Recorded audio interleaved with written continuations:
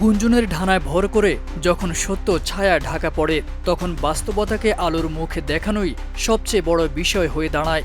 সাম্প্রতিক সময়ে ঠিক তেমনই এক আলোচিত দাবিকে ঘিরে সামাজিক যোগাযোগ মাধ্যমে তৈরি হয়েছে বিভ্রান্তি বেগম খালেদা জিয়ার গৃহ পরিচারিকা ফাতেমাকে নিয়ে। বিএনপির ভারপ্রাপ্ত চেয়ারম্যান তারেক রহমান নাকি ফাতেমাকে আইনিভাবে বোন হিসেবে স্বীকৃতি দিয়েছেন এবং সম্পত্তির অংশ দিতে যাচ্ছেন। ভাইরাল এই দাবির পেছনের বাস্তবতা অনুসন্ধান করে ভিন্ন চিত্রই তুলে ধরেছে রিউমার স্ক্যানার টিম।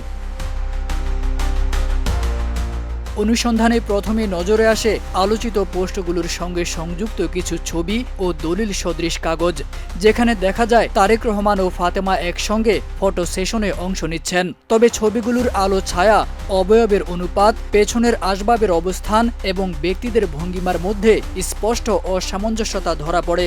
এসব উপাদান বিশ্লেষণে বোঝা যায় ছবিগুলো বাস্তব নয়, বরং কৃত্রিম বুদ্ধিমত্তা AI দিয়ে তৈরি।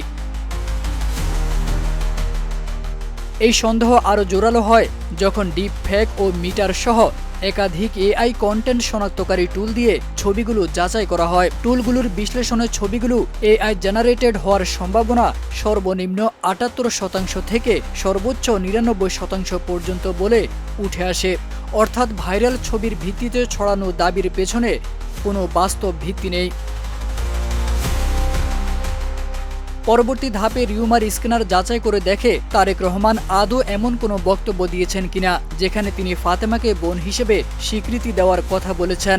অনুসন্ধানে গণমাধ্যম, বিএনপির অফিসিয়াল সূত্র কিংবা তারেক রহমানের যাচাইকৃত ফেসবুক পেজে এমন কোনো বক্তব্যের অস্তিত্ব পাওয়া যায়নি।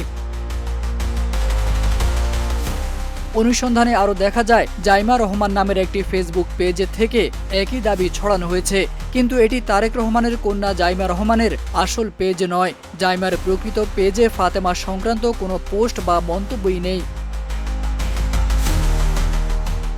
সব দিক বিবেচনায় স্পষ্টভাবে বলা যায় তারেক রহমানের আইনিভাবে ফাতেমাকে বোন হিসেবে স্বীকৃতি দেওয়া কিংবা সম্পত্তির ভাগ দেওয়ার দাবিগুলো সম্পূর্ণ মিথ্যা ও ভিত্তিহীন।